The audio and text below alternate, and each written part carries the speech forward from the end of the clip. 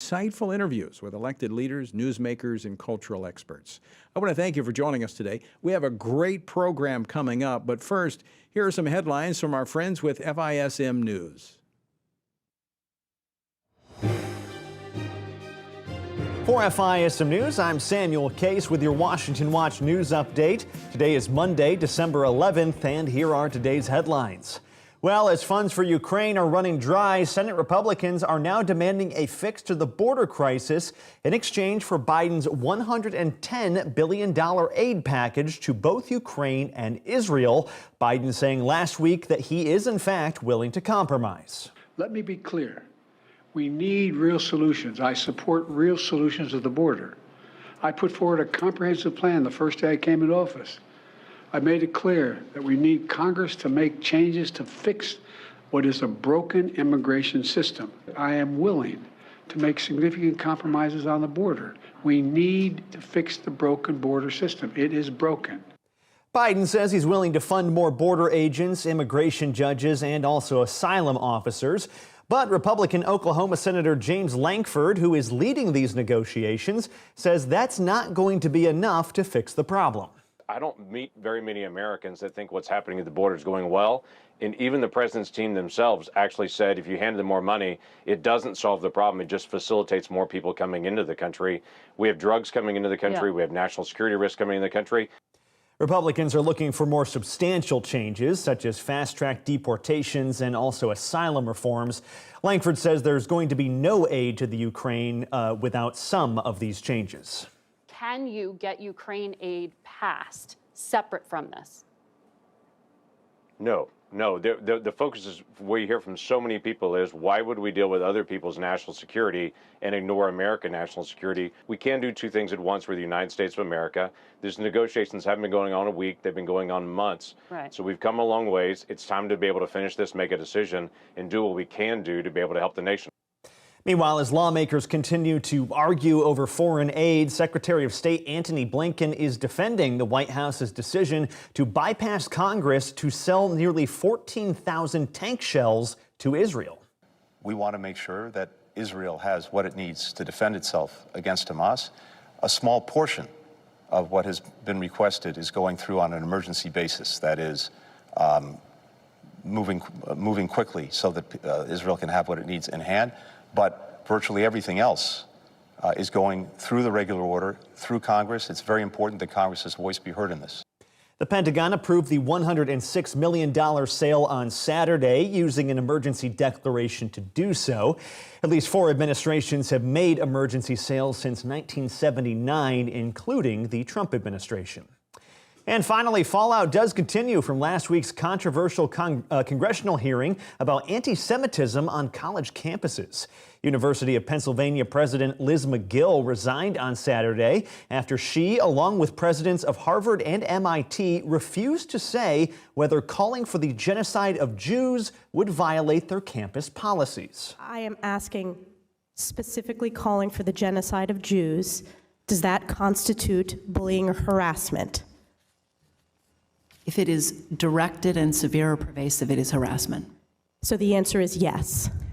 It is a context-dependent decision, Congresswoman. Following that hearing, McGill then released a video trying to walk back her testimony. In that moment, I was focused on our university's longstanding policies aligned with the U.S. Constitution, which say that speech alone is not punishable. I was not focused on, but I should have been, the irrefutable fact that a call for genocide of Jewish people is a call for some of the most terrible violence human beings can perpetrate. Despite the resignation, McGill will still remain a tenured faculty member at Penn's Law School. And with that, those are today's headlines from FISM News. Once again, I'm Samuel Case, and you can watch our full show tonight, 5 p.m. Eastern Time on FISMnews.tv. Now stay tuned for Washington Watch with Tony Perkins, and I'll see you again tomorrow with more news coverage. Catch you then.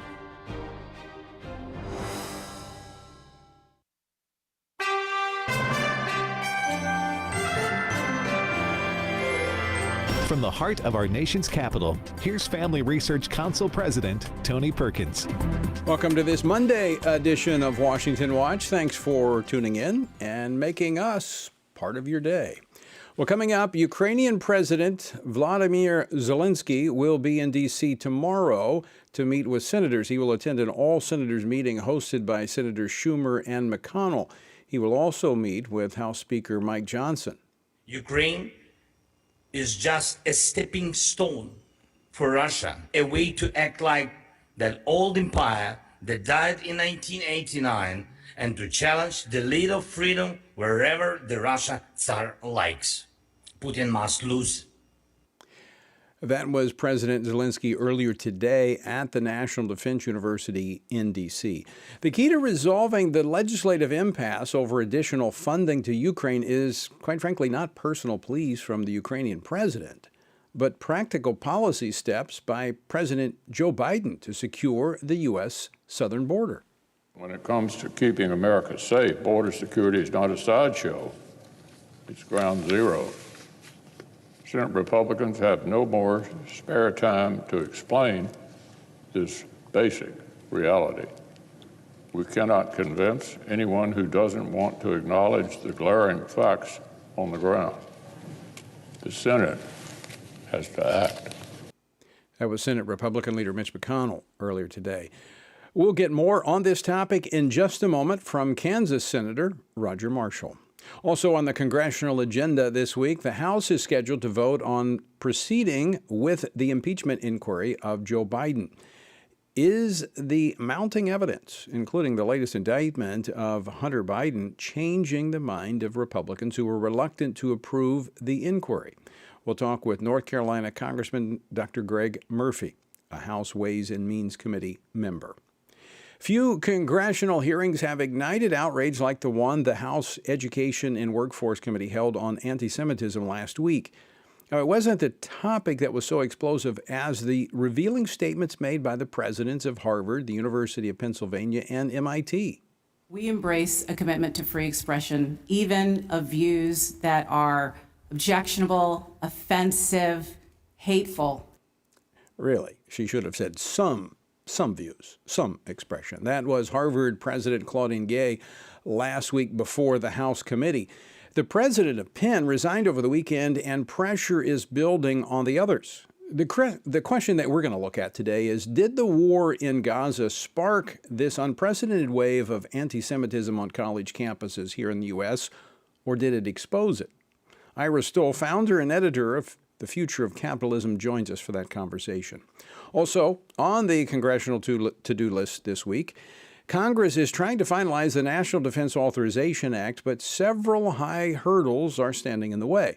The current language removes most of the provisions added by the House back in July to restore the status quo to the military when it comes to the left's radical social agenda. A lot of these social policies were pushed unilaterally by the Biden administration.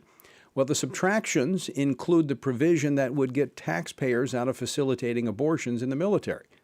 But what is fostering the strongest opposition to the bill is a provision that extends the Foreign Intelligence Surveillance Act, or FISA, which has allowed the government to spy literally on millions of Americans. So what is FISA for?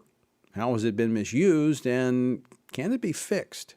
Ken Klukowski, former senior counsel in the Civil Division of the U.S. Department of Justice, former White House attorney, and Breitbart News senior legal contributor, will join us to explore those questions and more. Our word for today comes from 1 John 1. This is the message which we have heard from him and declare to you, that God is light, and in him is no darkness at all. If we say that we have fellowship with him and walk in darkness, we lie and do not practice the truth. And we must realize and acknowledge that man's default position is actually darkness, as John actually writes in his gospel account over in John chapter 3, verse 19. And this is the condemnation, that the light has come into the world, and men love darkness rather than light, because their deeds were evil. For everyone practicing evil hates the light and does not come to the light. But we can come out of the darkness and into the light by confessing our sins, as John makes clear in 1 John 1:9. If we confess our sins, he is faithful and just to forgive us our sins and cleanse us from all unrighteousness. That is how we dwell in the light. To find out more about our journey through the Bible, go to frc.org/Bible. Negotiations continue in the Senate for an agreement that provides aid to Ukraine in addition to adding security restrictions to deal with the Biden administration's wide-open southern border. Ukrainian President Vladimir Zelensky is scheduled to address senators in Washington tomorrow in a plea for additional aid. But with the Christmas recess scheduled to begin on Friday and Democrats refusing to budge on the border, could Senate negotiations run out of time? Joining me now to discuss this and more, Senator Roger Marshall from Kansas. He serves on 4 Senate committees, including the Senate Budget Committee and the Senate Homeland Security Committee. Senator Marshall, welcome back to Washington Watch. Always great to see you. Tony, it's great to see you. We've got some challenges up here in D.C. And the clock is ticking. Are we going to make it? Well, I don't think so. I think that Chuck Schumer and Joe Biden have no intention of securing our border. That's what their actions would show me. With some very simple policy changes, they could slow down this pouring across the border. Policy changes alone would probably turn around 3/4 of the people we're seeing cross our border illegally.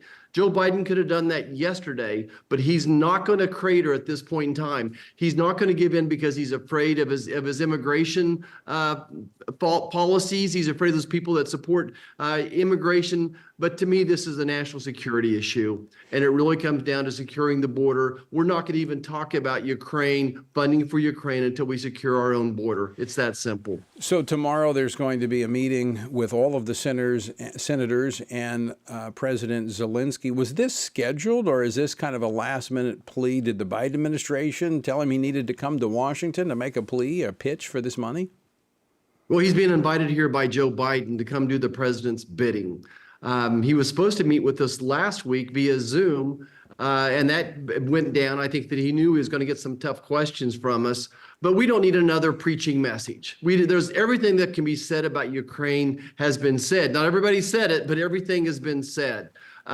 Look, I feel for the people of Ukraine, but I think that that's a separate topic. I'm happy to have that debate, the vote on that, but the president is wrong to put funding for Israel, funding for Ukraine, and securing the border in one package.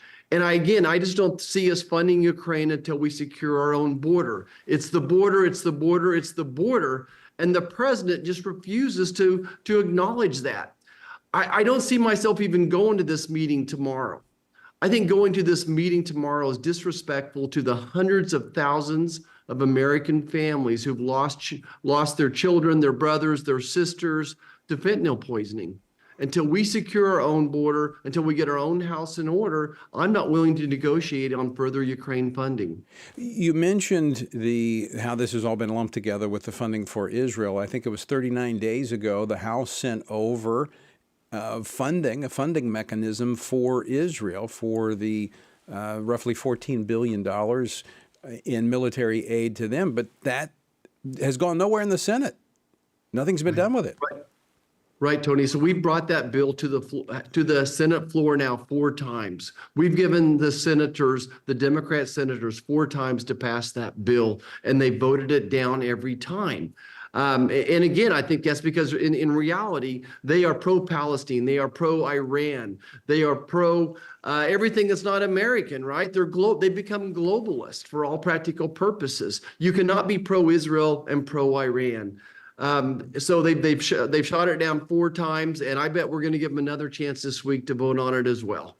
So, Senator, I want to turn a little more closely to the border, which is intertwined with Ukraine funding, and rightfully so, because how can we be interested in helping another country secure its national security, and we're not taking care of our own? This has reached a new level as we've set new records of people coming across this border. I mean, is there any end in sight? There's not. And Tony, I'm reminding you of the scripture here that, don't try to take the splinter out of someone else's eye until you fix the log in your own eye. And it's the immigration situation, the illegal crossing is actually getting worse. 10,000 people a day, 12,000 people a day, to the tune of 10 million illegal crossings under Joe Biden. And that includes 1.7 million gotaways, people we have no idea where they are. FBI Director Wray was on Capitol Hill just last week warning us that all the warning lights are all blinking red at this time. He's never seen every category all blinking red for fear that something could happen right now. So I do think that this has reached a critical moment, a critical mass, if you will. And that's why we put this as the top priority for Republicans right now, is to secure our border. So just to be clear, Senator Marshall, no movement that we're seeing from the Biden administration or from Democrats being willing to accept reasonable steps to ensure that our southern border is secure so that we don't have terrorists coming across our border trying to do what happened in Israel on October the 7th happen here? Just the opposite. Actually, if you listen to Joe Biden closely, what he wants to do is put into place processes that's going to promote more people crossing the border illegally. He wants more asylum judges. He wants it easier to claim asylum. He wants more parole. He's already paroled 1.5 million people into our nation already. So he actually wants to have more people crossing the border illegally. I don't see any movement. I just don't think that this is going to get done. And this is probably a once in a generation opportunity. If Joe Biden really wants this funding for Ukraine, then he's going to have to give us border security. And he seems unwilling to do that. I will say that I see a resoluteness among Republican senators that across the board, I know there's always there's a group of you that are very staunch in fighting for family issues, fighting for the Constitution, but others will kind of blow with the wind. But it appears that the Republicans are standing firm as a bloc in the Senate. I do think we are. So all 49 of us voted this down last week. Leader McConnell is leading the charge on this. He said it every day. I believe he said every day that no Ukraine funding until we secure the border, that securing the border is the priority. It's the border, it's the border. Final question for you, Senator Roger Marshall. What should we be anticipating between now and Thursday? I think a lot of talk, a lot of rhetoric. I just don't see anything moving up here right now. Maybe we'll get the NDAA done, but I just don't see any movement here. I don't think the real negotiation on the border in Ukraine starts until we go home, but we'll see. All right, Senator Roger Marshall, if I don't see you before, Merry Christmas. Always great to see you and appreciate your leadership on Capitol Hill. Thank you, Tony. Merry Christmas to you, your family, and to all your listeners. Senator Roger Marshall of Kansas. All right, I have a feeling there's going to be a lot of homework in this edition of Washington Watch. So go ahead, and if you don't already have the Capitol switchboard number on your speed dial or on your contact list on your phone, here it is, 202-224-3121. 202-224-3121, or you can go to tonyperkins.com. Under the resources for today's program, we've got some links there for you as well that you can contact your senators. But you need to contact your senators and tell them to hold firm. No border security. If we can't secure our own country, how can we help someone else secure theirs? And so I think the Republicans are on the right track. Of course, in the Senate, they're being spurred on by House Republicans who are resolute on this. And of course, there's going to be other action items coming up as well. Next, we talk about the vote coming up on the inquiry of impeachment. That's next. Don't go away. More Washington Watch ahead.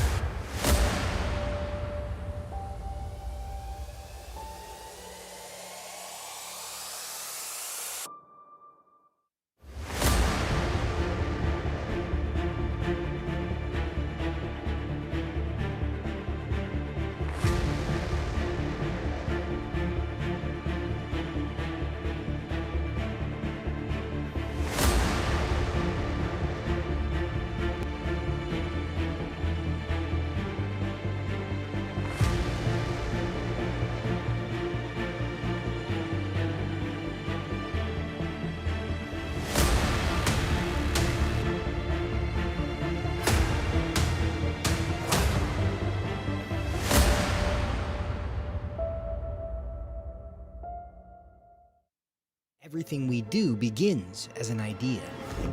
Before there can be acts of courage, there must be the belief that some things are worth sacrificing for. Before there can be marriage, there is the idea that man should not be alone. Before there was freedom, there was the idea that individuals are created equal. It's true that all ideas have consequences, but we're less aware that all consequences are the fruit of ideas. Before there was murder, there was hate. Before there was a Holocaust, there was the belief by some people that other people are undesirable. Our beliefs determine our behavior, and our beliefs about life's biggest questions determine our worldview. Where did I come from? Who decides what is right and wrong? What happens when I die? Our answers to these questions explain why people see the world so differently. Debates about abortion are really disagreements about where life gets its value. Debates over sexuality and gender and marriage are really disagreements about whether the rules are made by us or for us. What we think of as political debates are often much more than that. They're disagreements about the purpose of our lives and the source of truth. As Christians, our goal must be to think biblically about everything. Our goal is to help you see beyond red and blue, left and right, to see the battle of ideas at the root of it all. Our goal is to equip Christians with a biblical worldview and help them advance and defend the faith in their families, communities, and the public square. Cultural renewal doesn't begin with campaigns and elections.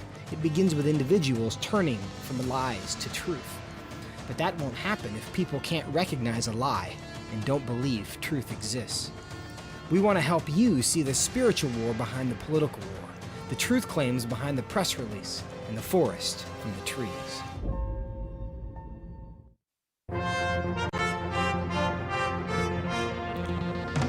Merry Christmas. Welcome back to Washington Watch. The website, TonyPerkins.com. Thanks so much for joining us on this Monday. Well, tomorrow, the House Rules Committee has a markup scheduled on a resolution to formalize the impeachment inquiry of President Joe Biden. Now, to be clear, this is to approve the inquiry, not impeachment. This is so they can start just doing the investigation surrounding a possible impeachment.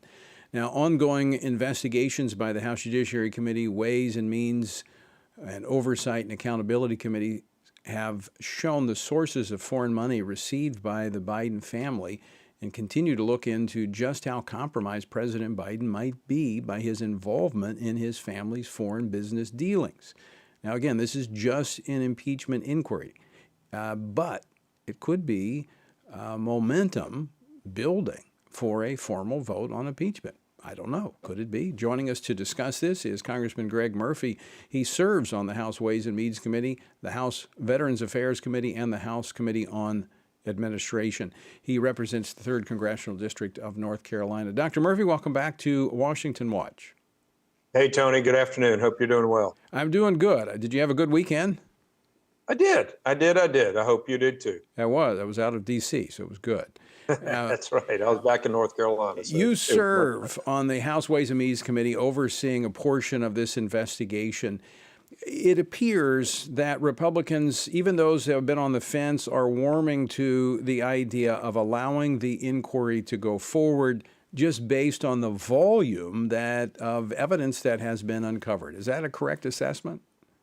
It is. And Tony, the real difference, just so people understand what the impeachment versus the inquiry is, it gives us certain legal capabilities for subpoena efforts that can't be, if we have now an inquiry by the entire House that's voted for something, giving a subpoena to people at the DOJ, they can't turn it down. It's going to be a much greater force to them that they have to answer it and come back and speak to the entire House, come back before the committees of jurisdiction and answer the real questions that are needed to be answered. So in part, that has not happened because some of these requests for information have just been ignored or blocked. Is that correct? That is correct. And this, if we go through and vote on the inquiry and we can move forward, well, again, just remember, Tony, when Pelosi threw this through on President Trump twice, it had no judicial proceedings. Our founders wanted impeachment to be a grave, grave offense, not anything to be tossed around just because of political partisanship. So we're actually trying as Republicans to do it the right way. and we're bringing it forth. It's a legal proceeding. It's something now that we get an inquiry from the House. We can proceed with a lot more legitimacy than what Pelosi did. What is your sense when you consider your colleague? I mean, you don't have much, no Democrat's going to support this. So you're going to have unanimous almost. You might be able to lose one vote, maybe two among Republicans. Where do you think you stand? You know, Tony, it's almost hard to guess these days because sometimes we seem to be our own worst enemy. And some of the Republicans that are voting the way that they're voting. I hope that they'll at least vote for an inquiry that we can agree to establish to look into these very mind-boggling findings that we've had so far, to push it to a legal determination that we can actually do something. Again, not as they say, putting the cart before the horse, but sure, everything sure leads to the fact that, as you mentioned earlier, Biden is compromised. So I'm going to ask you this, Congressman Murphy. You've been a part of these investigations. You'll be a part of this. Tell us why you think this needs to move forward at this time as it has been presented. Yeah, it's very interesting, Tony, because now that Hunter Biden's sweet plea deal was thrown out by a judge, thank God, this was showing that the DOJ was not really serious about what Hunter Biden's crimes were, that he should be, honestly, if you and I had done things, in jail. But this is Hunter Biden. And the Democrats are screaming, well, that's Hunter Biden, that's his son, that's all we need to worry about. The true connection is that Joe Biden and Hunter Biden have absolute connectivity in their business dealings. Joe Biden knew about them. Joe Biden received money in compensation with Hunter Biden's business dealings.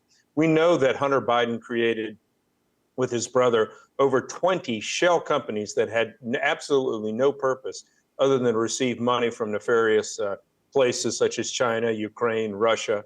And these were funneled. Again, we've also found out that President Biden had multiple alias email addresses that he was connecting and discussing with Hunter Biden's associates. The circle will be complete, and it will show that money that Hunter Biden got, remember, the big guy got 10%. Joe Biden got $40,000. We will show completely that there is a full circle showing that Joe Biden sold his vice presidency, and that's treasonous in the eyes. It should be treasonous in the eyes of the American people. Dr. Murphy, last week the president angrily dismissed claims of his involvement as quote unquote lies. Now, I've not been tracking this like you, but as I've seen, there's close to 24 times that Joe Biden has been caught lying to the American people about this. Well, that's 24 just about this particular issue, Tony. Good Lord, you remember that great Sam Donaldson interview? I love that interview when Biden was caught lying about his law school and all these other things. He's lying point blank. Number one, he said he didn't know anything about his business dealings. That's an absolute lie, absolutely. And then the fact that he profited from basically extorting money from Burisma, extorting money from China, the part of the Chinese Communist Party. You wonder why he's been so soft on China. Mm-hmm. And so we will show this. And the fact that Joe Biden is saying lies does not surprise me in the least. You know, that's what concerns me most about this, Dr. Murphy, is how this could possibly affect policy positions that we've taken against our foreign adversaries like China. Sure. Absolutely. And, you know, China's our greatest adversary, and I'll even say enemy today. And President Biden has been so soft on this, on China during his entire administration. It begs the question, why? Yeah. And I think the question will be answered when we see the money connection. Well, we will be tracking this very, very closely. Congressman Greg Murphy, always great to see you, and thanks so much for taking time to join us today. Thank you so much, Tony. God bless. All right. Merry Christmas. All right. Coming up next, did the war in Gaza spark the unprecedented wave of anti-Semitism on U.S. college campuses? Or did it simply expose it? Stay tuned for more Washington Watch. We're going to talk with Ira Stoll after the break on that very topic.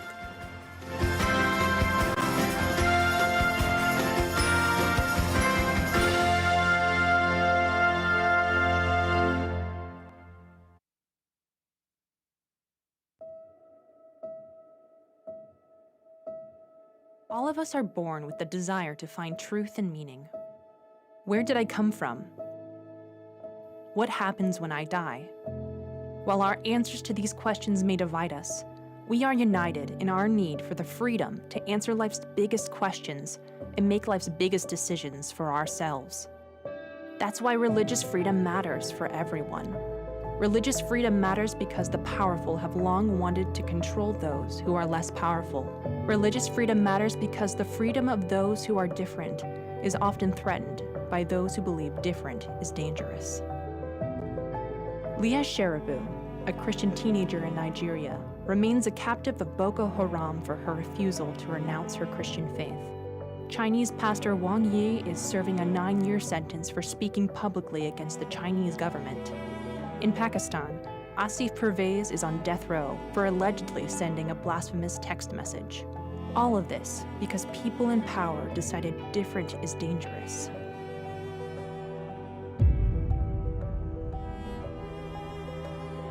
At the Center for Religious Liberty at Family Research Council, we promote religious freedom for everyone because the only alternative is religious freedom for no one. We encourage Americans and the American government to engage and advocate for the persecuted, and they do. We work every day to bring good news to the afflicted, to proclaim liberty to captives and freedom to prisoners. We do it because that's what Jesus does. We work to give freedom to others because we ourselves have been set free.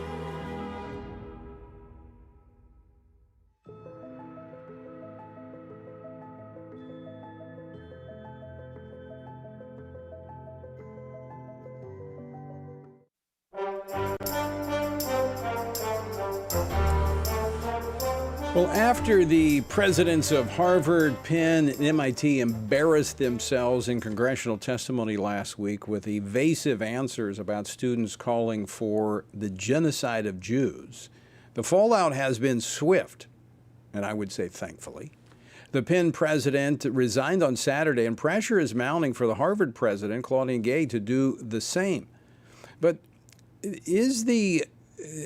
what led to this something that has been at work under the kind of festering on these college campuses for a long time? Did October 7th spark it, or did it simply expose it, this war in Gaza? Well, joining me now to discuss this is Ira Stoll, editor of futureofcapitalism.com and a graduate of Harvard University. For 4 years, he was managing editor of Harvard's Education Next, and he attributes anti-Semitism at Harvard as among the reasons he left the institution. He is also, I should say, the author of one of my favorite books on Samuel Adams, who was also a graduate of Harvard. Ira, welcome to Washington Watch. A pleasure to be here. Thank you. Before we discuss what you experienced at Harvard and answering this question, is this simply exposing or did it spark what we've seen happening across the country? Tell us your reaction first to congressional testimony from the presidents of these Ivy League institutions last week. I thought the testimony at the hearing was quite disappointing. It was clear they'd been briefed ahead of time by lawyers, and they had these binders. They had a few sentences of talking points that they used to respond to virtually every question. And they didn't seem to respect the congressmen who were asking them the questions. They seemed almost annoyed to have to be there, as if they were more important than the Congress people. Now, Ira, you've been writing about this recently, and you said, look, you can replace the president of, in particular in Harvard, but it's going to take more than that. So was what we've seen happening, what we've witnessed on college campuses across the United States, and I guess I'm going to focus on the United States, since the war in Gaza began, did that spark that anti-Semitism, or did it simply expose it?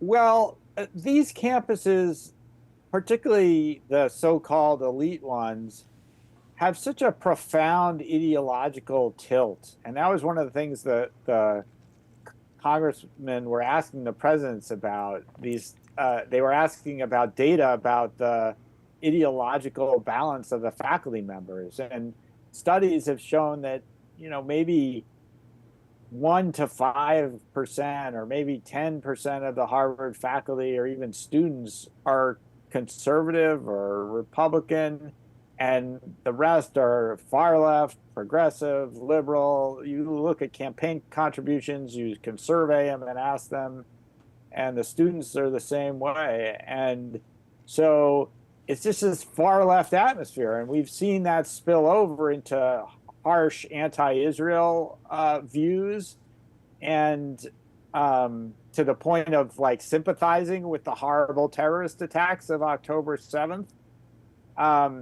And it's been building for a long time. I think the students at these colleges are getting the bad ideas from the grown-ups, from the faculty members.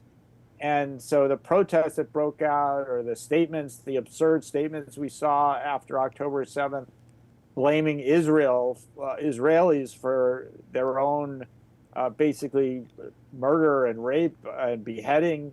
The Harvard student organizations put out this statement that was all Israel's fault. And, there are professors, Harvard tenured professors, speaking at their rallies. And if you go to the events that the university is staging to try to put this in academic context, you're getting the same message about so-called settler colonialism, even though the Israelis, the Jews have been in that land, as your listeners and viewers know, since biblical times. It's just very disheartening and disappointing, and it's been building for a long time. So Ira, how can our universities find their way forward on this topic? Is it hopeless? Is there going to be a course correction? What needs to be done? Well, I'm a big believer in markets, and luckily, the United States has a fairly robust competitive market for higher education. So we've seen after October 7th a statement, there was a joint statement from Yeshiva University and Notre Dame and Brandeis saying we stand with Israel. And Hillsdale College had an op-ed in the Wall Street Journal saying, basically, Jewish families, your children are safe here. So I think people who care about this stuff may look elsewhere than the Ivy League. They may go to the South, to public colleges and universities. And also, there are constituencies applying pressure, alumni, Congress. Right. The faculty don't want any outside pressure. They don't want any grown-up supervision at all. But at some point, trustees and government are going to have to assert themselves, or we'll just see these trends continue. Well, I think you're right. There's different levels. The first level, I think, is the free markets, and I think people should respond, because I think this is the tip of the iceberg of the ideological descent of higher education, and so we should go send our kids elsewhere. Ira, we're out of time, but always great to talk with you. Thanks so much for joining us today, and have a Merry Christmas. Our pleasure. Happy Hanukkah to you. Yes. All right, folks, don't go away. Coming back with more Washington Watch right after this.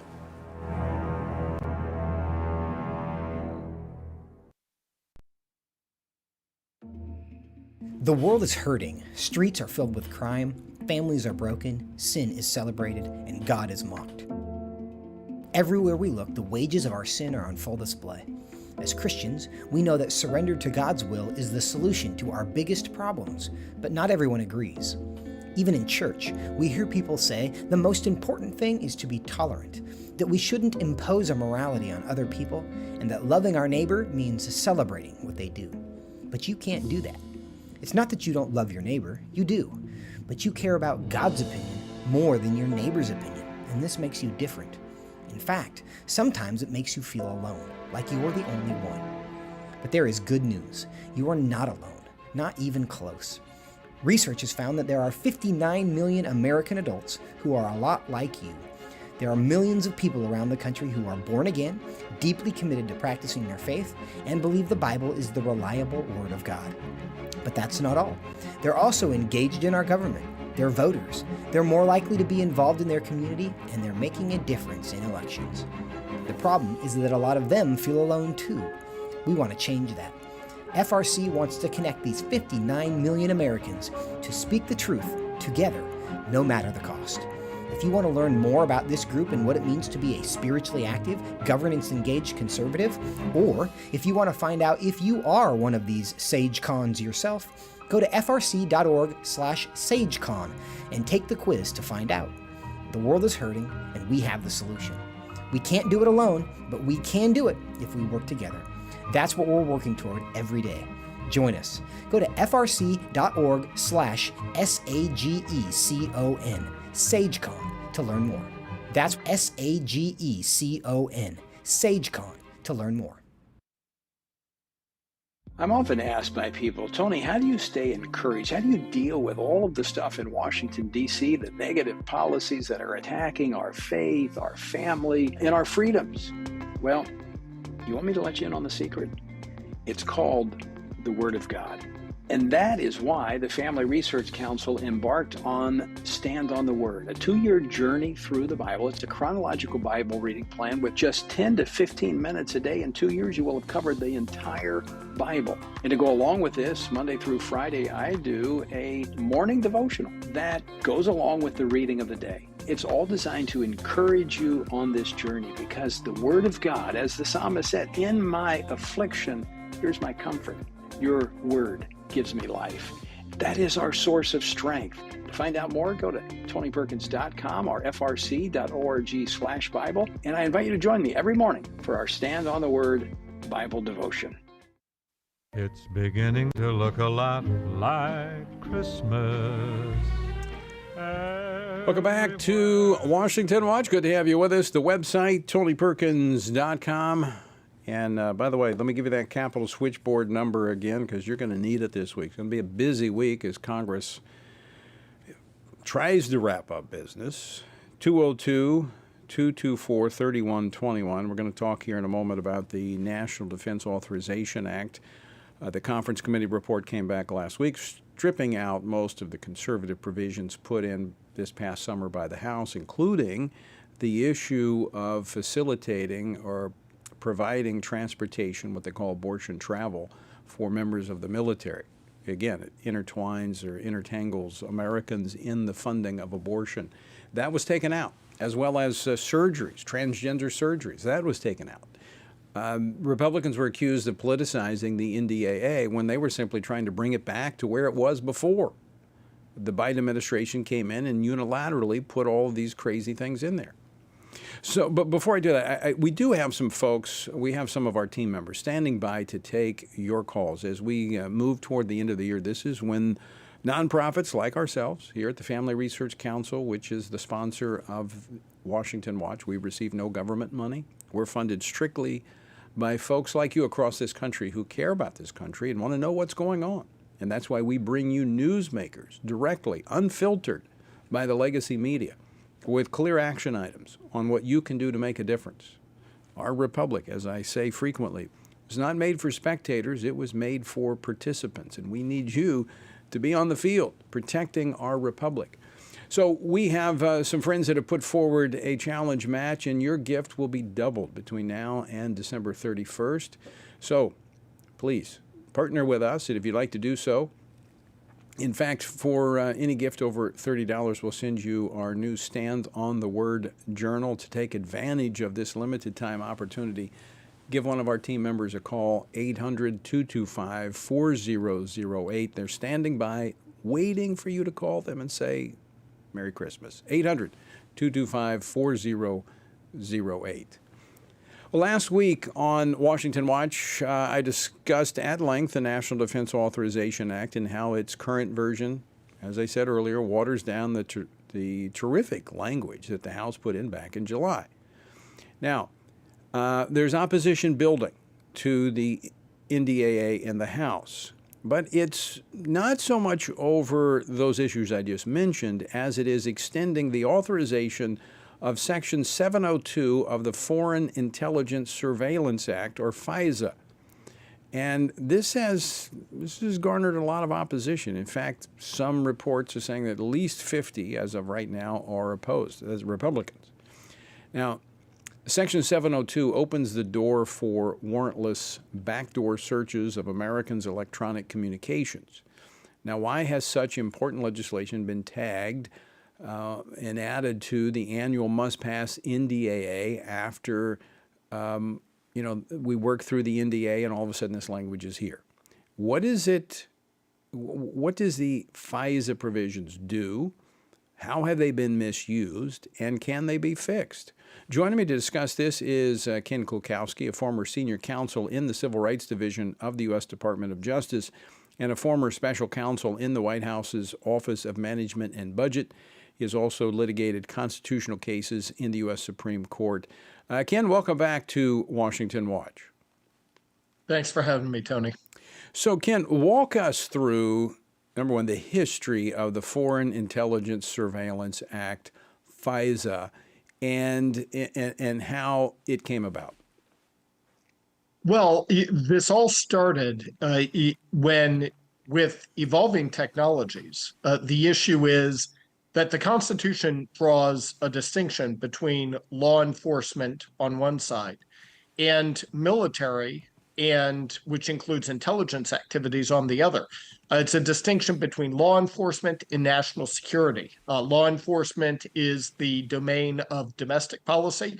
National security, whether it's military or whether it's diplomacy or whether that's the CIA, all of that belongs in the realm of foreign policy. And that balances the fact that on one hand, the framers of our Constitution and, for 200 years, statesmen from every political party and in all branches of government have understood that the world is a dangerous place. It's a broken place. But at the same time, domestically, we need a free society, one where the presumption is of liberty, where we're maximizing the rights and liberties of American citizens.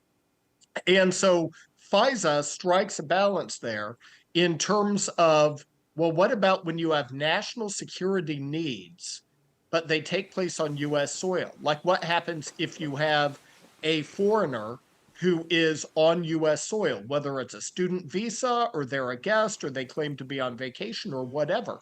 So it's a matter of how we bring these very serious surveillance capabilities and exercise them on U.S. soil in a way that does not cross the lines of constitutional protection that American citizens have. So, this has become complicated, as you mentioned, because of technology. But I think this goes back to 1978 when FISA was first approved.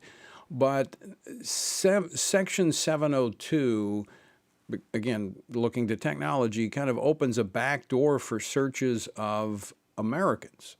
So, how has that jeopardized this Fourth Amendment against search and seizure?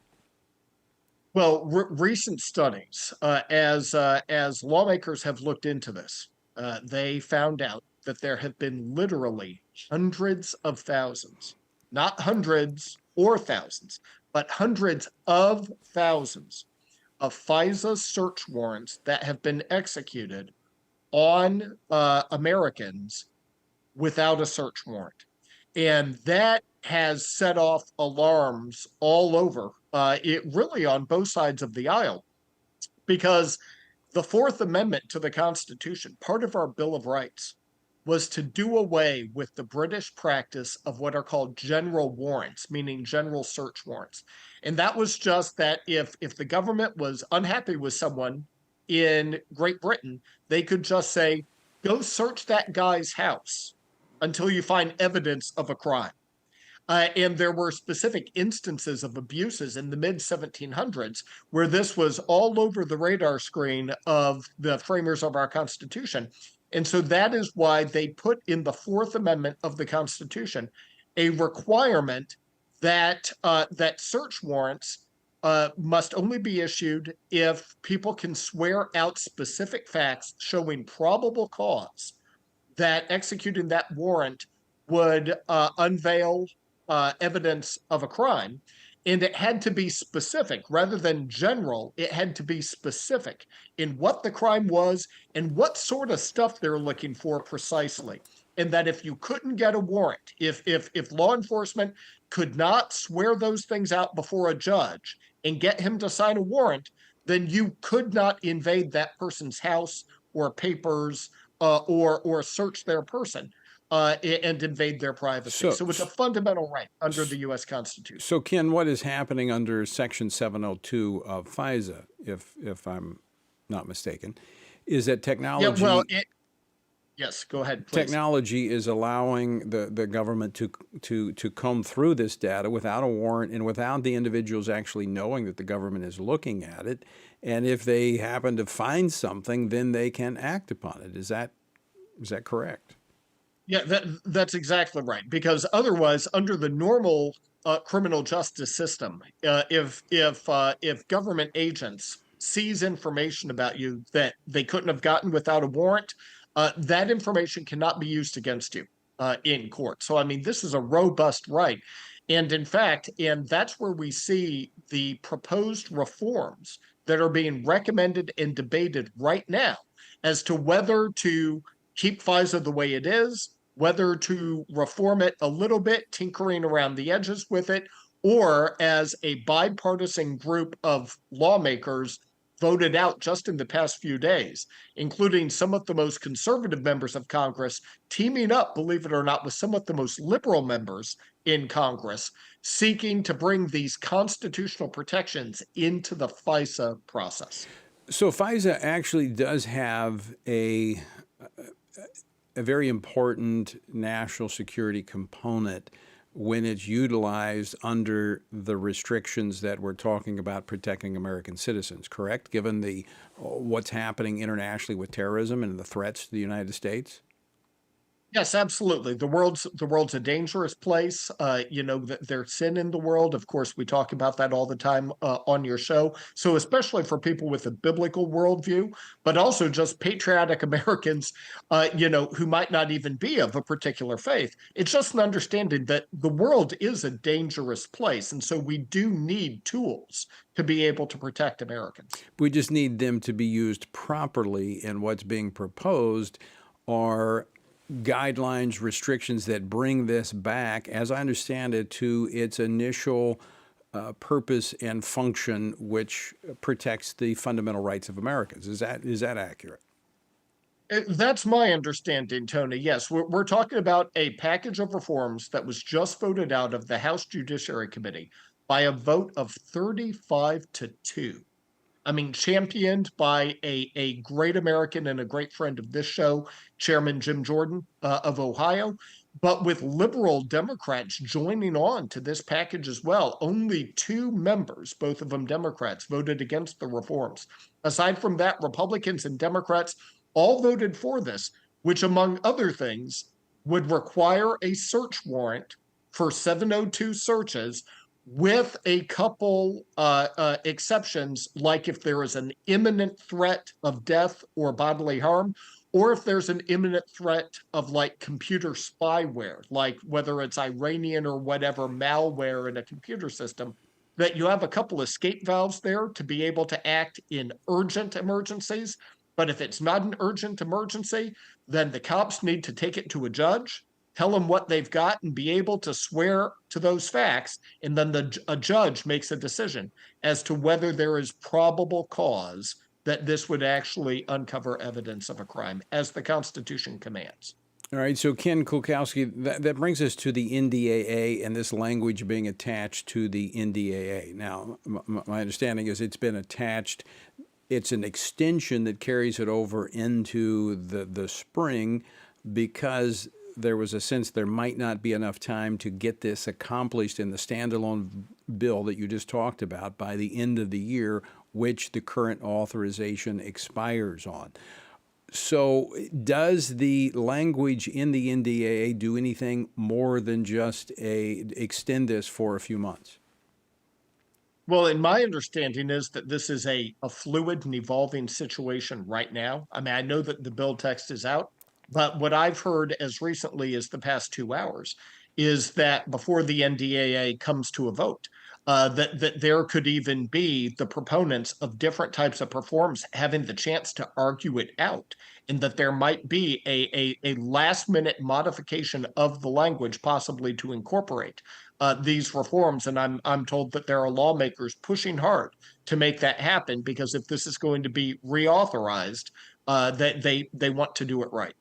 Well, I would sense that I would think that that probably has to happen, given the opposition that is present to a plain reauthorization of this language, even if it's an extension just for a few more months, because of the abuses that how it's been abused by the Biden administration. That's right. You're talking about hundreds of thousands of search warrants conducted by the federal government against American citizens, where no judge ever said that there was probable cause, that it would show an indicator of a crime. And there's different reform packages out there, but I think for those who support Chairman Jordan's reforms, they point out that even under some of these other reforms, the government could still search through Wi-Fi if you're on a public Wi-Fi network. So if someone goes to Starbucks or McDonald's or a hotel and they are on a Wi-Fi network that's not their own private home network, that even then you are outside the protections of this warrant requirement. And of course, so many of your listeners, as they go through about their daily lives, I mean, how often are they in places where they're accessing public Wi-Fi? Well, and the idea would be you could lose protections in a situation like that. Well, wasn't this in part what they used to go after President Trump when he was a candidate? When the facts are still coming out on that, but we have seen alarming abuses from several years ago through stories that we've all, of course, heard them, and we've gone through the election campaign, and now, of course, they're being discussed even again, about warrantless searches that were going on from individuals who worked in the Trump administration or on the former president's campaign. Yeah, I just think we've got to be very, very careful in what type of power we give to our government. And these fundamental rights that our founders recognized, they need to be protected at all costs because they're there for a reason. Ken Klukowski, thanks so much for joining us. Great to see you. Merry Christmas. Thanks so much, Tony. Merry Christmas to you. All right, folks, another action item for you. I do think it's necessary. I've had the conversations with the Intelligence Committee chairman and the speaker about this. I do think there is a national security concern here, but it needs very, very, very bright lines of guidance, because I do not trust this federal government at all. All right, folks, we're out of time for today, but Lord willing, we'll be back again tomorrow, and I hope you will as well.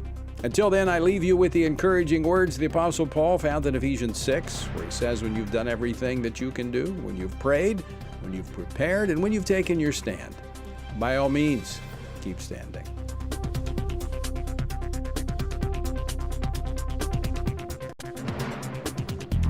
Washington Watch with Tony Perkins is brought to you by Family Research Council and is entirely listener-supported. Portions of the show discussing candidates are brought to you by Family Research Council Action. For more information on anything you've heard today, or to find out how you can partner with us in our ongoing efforts to promote faith, family, and freedom, visit TonyPerkins.com. Also, to leave a comment about Washington Watch, call our watch line at 1-866-372-7234. That's 1-866-372-7234.